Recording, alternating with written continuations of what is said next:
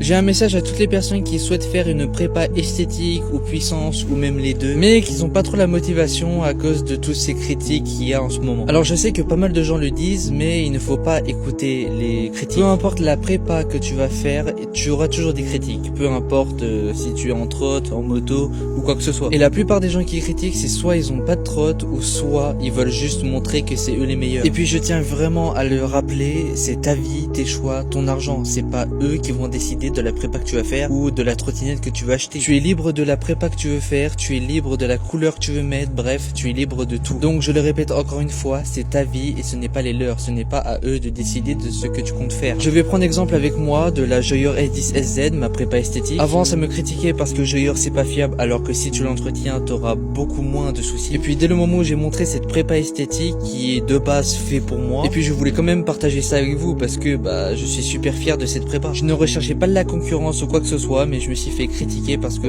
soi-disant ça ne se voit pas, juste parce que la couleur des bras oscillants sont encore orange, et ça faisait que de montrer leur supériorité alors que ça ne servait strictement à rien. Bref, pour résumer cette vidéo, c'est ta vie, tes choix, ton argent, ce n'est pas à eux de décider de ce que tu comptes faire, donc fonce, avance et ne les écoute pas. Moi je crois en toi, je sais que tu peux y arriver, donc fonce.